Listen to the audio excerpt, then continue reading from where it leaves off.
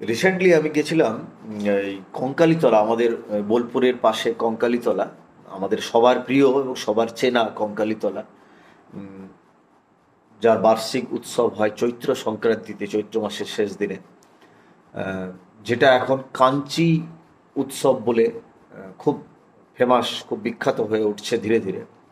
সেই গেছিলাম, তার একটা অভিজ্ঞতা আজকে আপনাদের সামনে শেয়ার করব।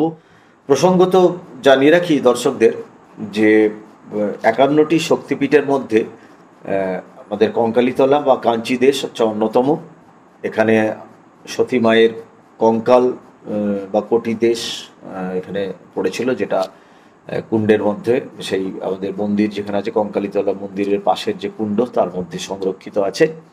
যে কুণ্ডের জল প্রায় 12 বছর অন্তর অন্তর সেটা যখন পরিবর্তন করা হয় তখন সেই এটা আমাদের দেখতে পাই। যাই হোক, তো এই বার্ষিক উৎসবটা একটা অদ্ভুত পরিবর্তন লক্ষ্য করা যাচ্ছে গত রিসেন্ট কয়েক বছর ধরে। এই উৎসবটা খুব বড় আকার ধারণ করছে। আগে যেটা হতো, সে উৎসবটা শুরু হতো সকালের দিকে, দুপুরের মধ্যে আশেপাশে গ্রাম থেকে প্রচুর ভক্তজনের সমাগম হতো, প্রচুর ছাগ বলি দান হতো মায়ের উদ্দেশ্যে, এবং প্রচুর আশ্রম এখানে জড়ো হতো। সেই আশ্রমে তারা ভক্তদের ভোগ খাওয়াতেন। তারপরে অনুষ্ঠানটা বিকালের মধ্যে শেষ হয়ে যেত। কিন্তু আমরাও ভেবেছিলাম তাই, যে প্রচণ্ড ভিড় হয়, গাড়িতে গাড়ি রাখা যায় না, প্রায় 1 কিলোমিটার দূর পর্যন্ত গাড়ির লাইন থাকে। তো আমরাও ভেবেছিলাম যে এরকমই একটা হবে, সেই জন্য আমরা ইচ্ছা করে সন্ধ্যাবেলা বা রাতের দিকে আমরা গিয়েছিলাম, রাত 8টার পর। কিন্তু অদ্ভুত ব্যাপার, সেখানে গিয়ে দেখি ভিড় তো আমরা যেটা আশা করেছিলাম নির্জন নিস্তব্ধ, সেটা তো হলোই না।